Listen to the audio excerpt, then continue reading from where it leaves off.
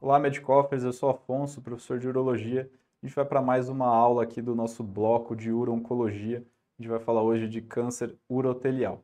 Câncer urotelial que define toda a neoplasia do urotélio, urotélio que vai desde o rim até a bexiga.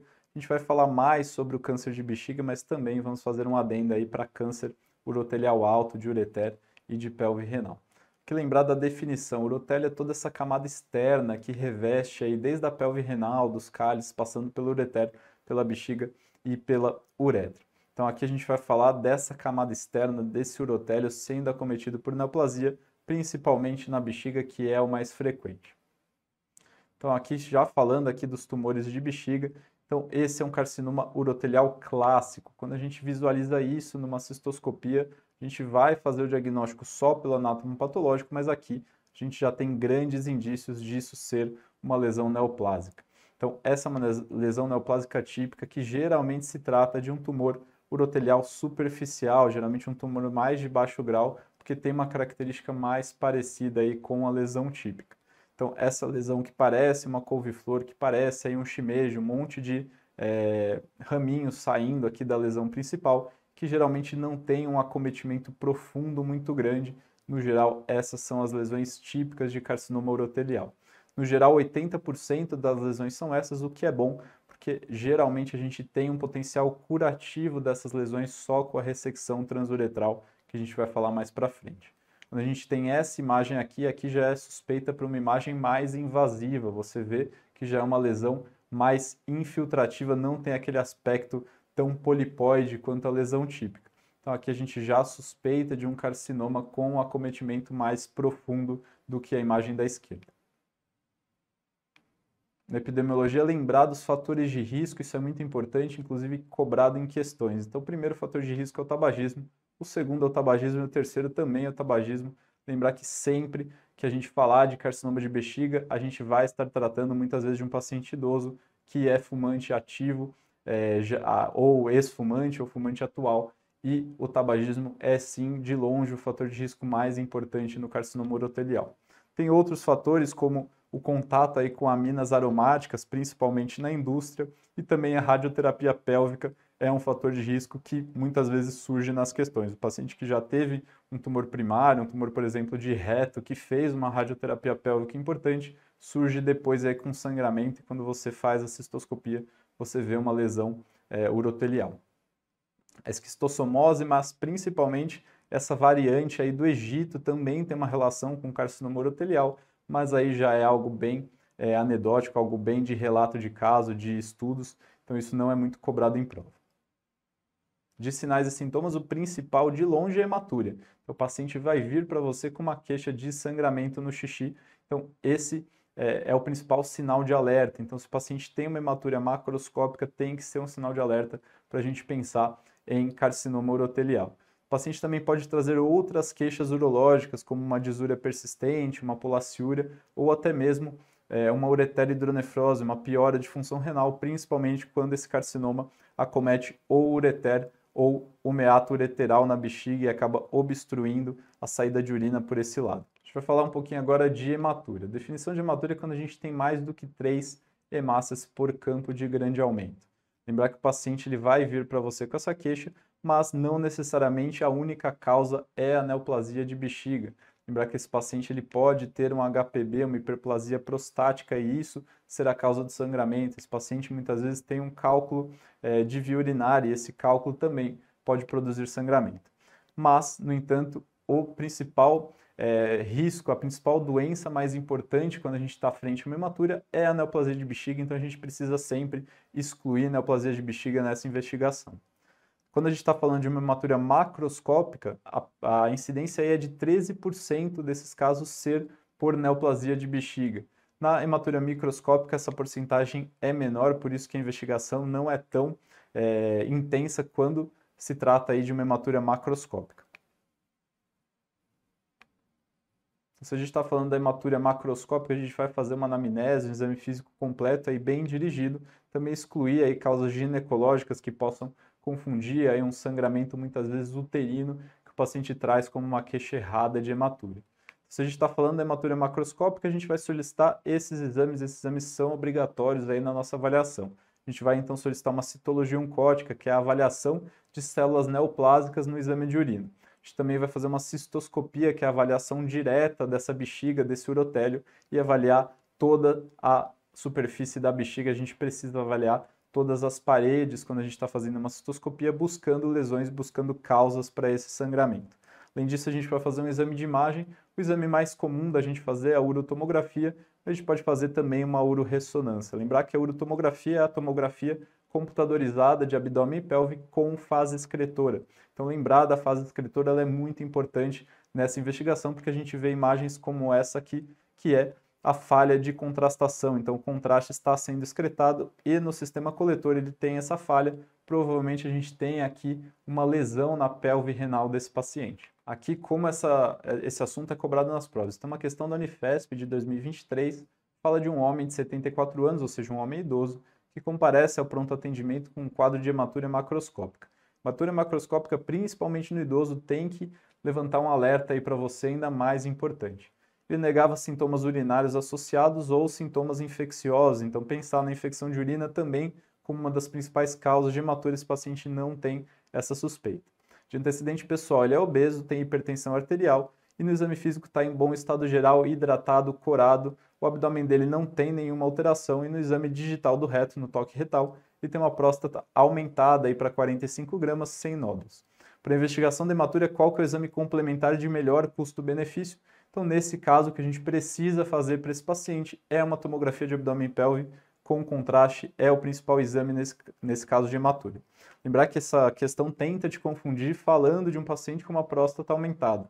Ele pode estar sangrando só pelo HPB, sim, mas o ultrassom de rins, vias urinárias e próstata não vai excluir uma lesão de via urinária com tanto detalhamento quanto a tomografia. Então, nesse caso, a gente vai fazer a tomografia porque a gente precisa descartar neoplasia urotelial para esse paciente. A gente vai falar um pouquinho agora de hematúria microscópica. Hematúria microscópica, a gente vai dividir esse paciente em baixo, intermediário e alto risco. Baixo risco é aquele paciente não fumante, o paciente com poucas hemácias por campo de grande aumento e o paciente mais jovem. Risco intermediário, ele já é fumante, mas com uma carga tabágica menor, tem menos do que 25 hemácias aí por campo de grande aumento e é um paciente que ainda está abaixo dos 60 anos. Paciente de alto risco é aquele paciente com alta carga tabágica, com bastante hemácia no exame de urina e que seja um paciente já mais idoso, maior do que 60 anos. Para esses pacientes vai diferir um pouco a investigação. O paciente de baixo risco, lembrar que ele vai ter uma chance muito baixa aí de neoplasia urotelial. A gente pode simplesmente só repetir esse exame e, se confirmado o achado, aí sim a gente progride com ultrassom e com cistoscopia para esse paciente. No entanto, se ele for de risco intermediário, a gente já faz direto um ultrassom de rins e vias urinárias e uma cistoscopia buscando aí lesões, mas também é um risco baixo desse paciente ter lesão. No entanto, o paciente com hematúria microscópica, mas do grupo de alto risco, a chance dele ter uma neoplasia já sobe consideravelmente. Por isso, para esse paciente, a gente vai fazer a urotomografia, a tomografia computadorizada com contraste em fase excretora e também fazer uma cistoscopia, visualização direta da mucosa, buscando aí lesões de bexiga. Lembrando que a gente não faz citologia oncótica quando a gente está falando de hematúria microscópica. Aqui uma questão da USP Ribeirão de 2024 fala de um homem idoso de 67 anos com uma queixa de hematúria macroscópica. No geral, as questões acabam tratando basicamente de hematúria macroscópica e aí há 2 meses ele tem essa hematúria mais intensa no final da micção. Negou febre associada ao quadro e apresenta sintomas do trato urinário inferior, com o IPSS, aquele score para a gente avaliar essas queixas relacionadas ao HPB de 14 em 35. Isso já há pelo menos 3 anos em uso de doxazosina. Então ele traz para a gente queixas prostáticas para confundir o enunciado. Então lembrar que esse paciente já tem essas queixas há 3 anos e há 2 meses que ele vem com hematúria. Então foi uma mudança de padrão. Quando tem essa mudança, mesmo no paciente com HPB, nossa principal suspeita vai ser neoplasia. A gente precisa excluir neoplasia urotelial. Ele nega antecedente de litíase, que é a outra suspeita pensando em sangramento macroscópico. Ele é tabagista, aproximadamente 50, mas usando aumenta ainda mais nossa suspeita de neoplasia. No exame digital, então, uma próstata de 50 gramas sem nodulações com urocultura negativa. Qual que é o nosso próximo passo na investigação? A gente vê que as questões se repetem, a gente precisa de uma tomografia de abdômen e pelve com contraste e precisa de cistoscopia. Esse paciente também vai fazer uma urina de rotina, então a resposta correta é a letra B. Aqui de exames complementares, então, vamos comparar um pouco eles. A gente está falando do ultrassom de rins e vias, a gente muitas vezes pode ver essas lesões. É um bom exame de triagem, um exame inicial, principalmente quando trata de um paciente idoso com a função renal já pior. Muitas vezes a gente pode utilizar o ultrassom nesse diagnóstico e o que a gente vê são essas lesões vegetantes na bexiga. Lógico, o exame padrão ouro que a gente vai dar preferência é a urotomografia, tomografia computadorizada com contraste e um contraste em fase excretora. Aqui a gente vê esse hiperrealce, a gente vê um espessamento da parede vesical e esse espessamento ele contrasta, o que significa que provavelmente é uma lesão sólida, a gente está falando muito provavelmente de uma neoplasia. O diagnóstico, então, sempre passa pelo anatomopatológico. Então, a gente fez a suspeita, fez a investigação com a tomografia ou com o ultrassom, a gente vai fazer, então, uma RTU, uma ressecção transuretral de bexiga. A gente vai entrar na bexiga desse paciente com o ressectoscópio, como a gente está vendo, a gente vai até a lesão e a gente faz a raspagem, faz a ressecção dessa lesão com a alça de ressecção e o ressectoscópio. Lembrar que os principais critérios para a gente considerar essa ressecção como ótima é se for uma ressecção completa da lesão, a gente tenta retirar a lesão por completo. Muitas vezes, se for uma lesão muito grande, uma lesão infiltrativa, que demore muito tempo, lembrar que a RTU sempre tem aqueles efeitos colaterais do uso da glicina, do uso da substância hiposmolar, a gente vai ver melhor no capítulo de HPB, mas a gente não pode prolongar muito essa ressecção, então muitas vezes a gente interrompe e precisa voltar uma segunda vez. Mas, a priori, a gente sempre tenta fazer uma ressecção completa, a gente tenta ressecar também todas as lesões. Lembrar que é uma neoplasia do urotélio como um todo, então a chance de ter múltiplas lesões é existente, a gente precisa avaliar, mesmo que o exame de imagem tenha mostrado só uma lesão, durante a cirurgia a gente avalia todas as paredes da bexiga. E lembrar também que a gente precisa levar para representar anatomopatologicamente a camada muscular da bexiga. Então não pode ser uma ressecção só superficial. A camada muscular tem que ser representada para a gente ter o estadiamento correto desse paciente. Falando de estadiamento, aqui a gente tem todo o estadiamento da neoplasia de bexiga. Então, aqui a gente tem as camadas da bexiga, então aqui é a gordura perivesical, a gente vai ter a camada muscular, aqui o tecido conectivo, aqui a lâmina própria, e então a gente vai ter o urotélio. O urotélio, então, se a neoplasia estiver só nele, sem invadir a lâmina própria, a gente considera como um tumor TA. Se invade a lâmina própria, a gente considera como T1, se invade a muscular como T2, se chega até a gordura perivesical, a gente considera como T3, e se invade estruturas adjacentes, isso inclui também a próstata, a gente considera como T4. Falando um pouquinho da parte histológica, então, como a gente viu a avaliação macroscópica no começo da aula entre lesões de baixo e lesões de alto grau, aqui a gente vê também na organização histológica delas. Lembrar que a lesão de baixo grau é aquela lesão mais organizada, que geralmente não cursa com uma lesão invasiva e tem todas as células com um aspecto mais uniforme. A lesão de alto grau já tem certo grau de indiferenciação dessas células e desorganização histológica, então por isso a gente já considera como uma lesão de alto grau. E lembrar das lesões cis, que geralmente são aquelas lesões que não têm uma invasão grande em profundidade, mas tem uma invasão em extensão. E é considerado, se a gente tivesse achado histológico, é considerado como um tumor, um grupo de alto risco. E aqui os graus histológicos em G1, G2 e G3, lembrar que o G1 é o antigo baixo grau e o G3 é o antigo alto grau, e o grupo cis aqui, que é essa representação dessa invasão mais em extensão do que em profundidade. Quando que a gente vai fazer uma re-RTU, ou seja, uma nova ressecção?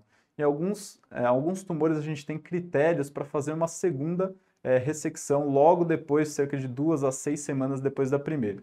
E aqui tem os critérios que a gente considera para isso. Então, se for um tumor grande, maior do que 3 centímetros, ou um tumor T1, aquele tumor que invade a lâmina própria, tumor de alto grau, e tumor que a gente não representou a muscular na primeira ressecção, ou seja, não foi uma ressecção adequada, a gente não tem camada muscular para definir se esse tumor ele é músculo invasivo ou não. Então, nesses 4 quesitos, a gente vai fazer uma re-RTU para esse paciente, cerca de 2, 4 a 6 semanas depois do primeiro procedimento.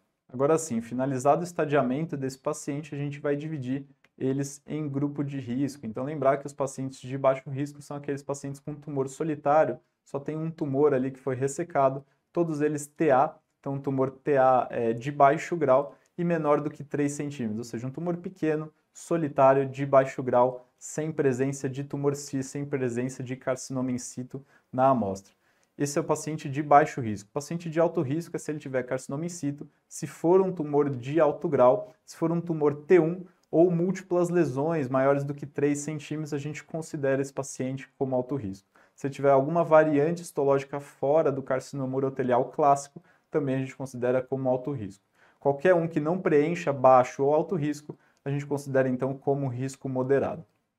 Lembrar que para o paciente de baixo risco, a gente pode fazer uma dose única de quimioterapia intravesical depois do procedimento, geralmente utiliza mitomicina. Isso é opcional, segundo alguns guidelines, muitas vezes só a ressecção para esse paciente já é suficiente. Depois disso, então, a gente vai acompanhar ele com uma cistoscopia de controle em 3 meses e espaçar, então, para 1 ano e depois a cada 5 anos. Lembrando que é um tumor de baixo risco, tem menor risco também de recorrência. Nos tumores de alto risco, então, a gente vai fazer o esquema com BCG. Então, a gente faz instilação da BCG, aquela mesma vacina que a gente dá no bebê ainda na internação logo após nascer. A gente também utiliza na bexiga em um esquema aí por até 3 anos no tumor de alto risco, tentando reduzir a recorrência desse tumor. Lembrar que nos tumores de alto risco a gente tem alta taxa de recorrência. Então a gente vai fazer uma cistoscopia mais próxima do que o tumor de baixo risco a cada 3 meses nos 2 primeiros anos e depois disso a gente espaça para uma cistoscopia semestral. Lembrar que também tem o muito alto risco, que é uma denominação um pouco mais nova, que é quando a gente está falando de um tumor T1G3 e que tenha cis com mais de um fator de risco. A gente considera fator de risco para o paciente que é maior do que 70 anos, paciente que tem mais do que 3 lesões ou uma lesão maior do que 3 centímetros. Nesse caso, quando a gente considera o tumor de muito alto risco, a gente pode até discutir cistectomia com esse paciente para alguns casos mais reservados. Então, lembrar, essa questão aqui da Unifesp de 2023 fala de uma mulher de 65 anos que fez uma tomografia de abdômen e pelve, que evidenciou então um pólipo vesical na parede lateral direita de 2,7 centímetros. Ela foi submetida a RTU e o resultado final do exame anatomopatológico mostrou um carcinoma urotelial de baixo grau sem acometimento de lâmina própria, ou seja, um TAG1. Qual que é a próxima conduta? Lembrar que para alguns casos a gente pode fazer a aplicação de mitomicina, mas em dose única. Então, por isso que a alternativa A está incorreta. A gente não faz aplicação mensal de mitomicina no tumor de baixo grau. O BCG também não está indicado para tumor de baixo grau, só para tumor de risco intermediário ou alto. Então, para esse paciente, a gente só vai fazer o segmento com cistoscopia regular. Falando um pouquinho agora, continuando o tratamento, quando que a gente faz cistectomia radical, ou seja, retirada da bexiga nesses casos? Quando a gente está frente a uma doença T2, uma doença músculo invasivo. Você fez RTU, veio um resultado T2, ou seja, é um tumor que invade o músculo, não adianta a gente ficar repetindo ressecções, que a gente não vai curar esse paciente. A proposta curativa para ele é a cistectomia, é a retirada da bexiga. Lembrar que se a gente tiver um tumor superficial, mas de muito alto risco, ou seja, um T1G3, um G3 recidivante ou alguma variante histológica mais agressiva, a gente também pode propor para esse paciente a cistectomia radical.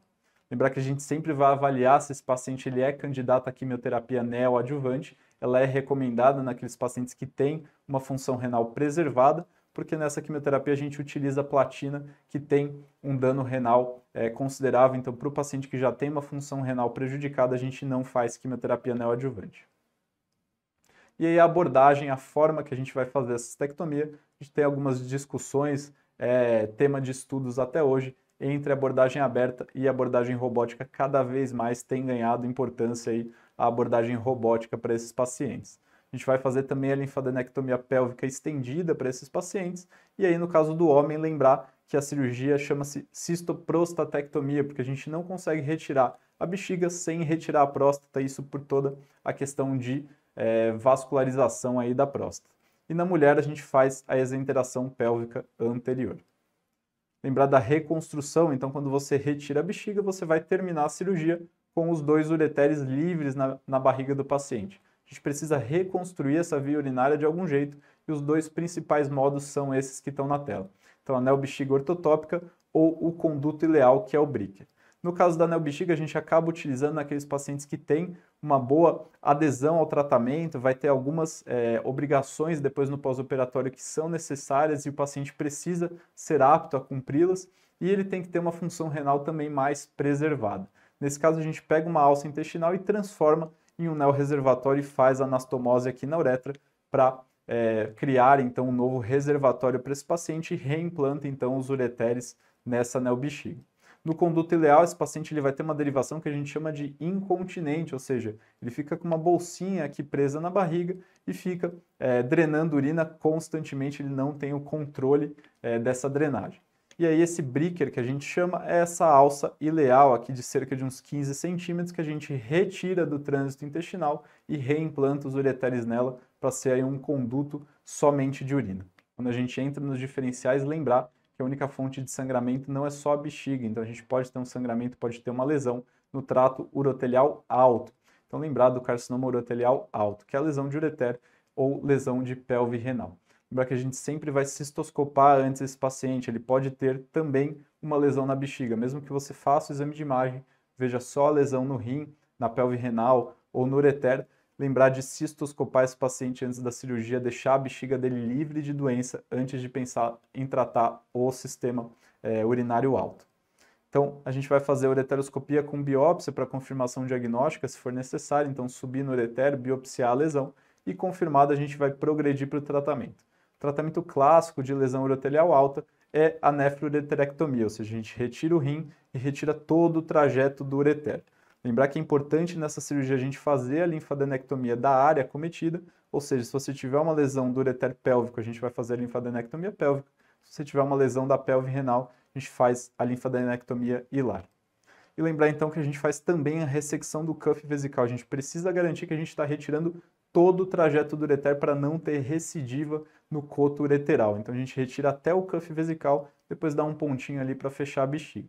Lembrar que alguns tratamentos de exceção a gente pode fazer a ureterectomia distal. Para esses casos, a gente precisa de uma biópsia confirmando se tratar de um tumor de baixo grau e precisa ser um acometimento só do ureter distal e a gente querer preservar o rim desse paciente. Às vezes é um paciente que já tem uma função renal mais prejudicada, aí sim a gente pode fazer a ureterectomia distal com o reimplante, então, do ureter proximal desse paciente. No segmento, então, lembrar que a gente vai fazer cistoscopias regulares e muitas vezes a gente tem recidiva, a gente volta no paciente tratado, encontra novamente essa lesão, então novamente esse paciente vai precisar de uma ressecção transuretral. Muitos pacientes aí vivem aí precisando de procedimentos adicionais a cada 2, 3 anos, isso varia muito do comportamento da neoplasia e dos fatores de risco desse paciente. Aqui uma questão recente da Unifesp de 2024 fala de uma mulher de 60 anos com disúria e polaciúria há 6 meses. Ela trouxe 3 uroculturas negativas, então você está excluindo infecção do trato urinário. Um ultrassom também sem alterações. No tratamento com sintomáticos e heparinoides, ela não apresentou sucesso. Ela foi submetida então à cistoscopia e foi identificada uma área aveludada, avermelhada na parede posterior da bexiga. Essa é a descrição cistoscópica mais típica do que a gente falou, que é o tumor carcinoma in situ, tumor CIS. Então, essa descrição de tumor avermelhado, um tapete aveludado na bexiga é muito típico do tumor CIS. E próximo ao trígono vesical com cerca de 3 centímetros, então um tumor grande, sem lesões polipoides. Qual que é o tratamento mais adequado? Então, se a gente tem essa suspeita, a gente vai fazer a ressecção endoscópica e pode fazer também a gencitabina intravesical. Então, para esse paciente, a gente precisa da confirmação anatomopatológica, a gente precisa fazer a ressecção endoscópica dessa lesão. Aqui outra questão, essa da USP de 2022. Então, um homem de 58 anos, ele é tabagista desde os 15 anos de idade, sem outras comorbidades. Ele procurou o serviço médico por hematuria macroscópica há 6 meses. Realizou então tomografia de tórax, abdômen e pelve, com o achado então de um espessamento vesical sem outra suspeita de acometimento secundário. Foi submetido à ressecção transuretral de bexiga, que identificou aí um carcinoma urotelial papilífero de alto grau, invadindo então o tecido conjuntivo subepitelial sem invasão da camada muscular. Então é o que a gente chama de T1G3. Então é um tumor de alto risco. Foi submetido a RRTU de bexiga após 3 semanas, então ele tem indicação dessa RRTU, sem evidência de neoplasia. Foi submetido à terapia intravesical com BCG, tem tudo correto, é um tumor de alto risco, por ser de alto grau a gente faz a RRTU e a gente expõe também esse paciente a BCG. da cistoscopia de controle depois de 5 meses. Foi então identificada e ressecada uma nova lesão vesical, cuja análise revelou um carcinoma urotelial de alto grau, invadindo o tecido conjuntivo subepitelial, sem invasão da camada muscular, ou seja, um novo T1G3. Qual é considerado o grupo de risco desse paciente e qual que é o tratamento com maior benefício oncológico? Então, como eu falei, é um paciente do grupo de alto risco que tem um T1G3 recidivante. Nesses casos de T1G3 recidivante, a gente vai discutir com o paciente a cistoprostatectomia, que vai ser a melhor conduta, a conduta com maior benefício oncológico para ele. Uma conduta discutível, esse paciente ele pode optar por fazer ressecções aí de repetição, mas por ele ter esse T1G3 recidivante, muito provavelmente o que vai livrar ele da doença vai ser somente a cistoprostatectomia. Resposta correta é a letra B. Espero que você tenha gostado da nossa aula. Toma um cafezinho e vamos para a próxima.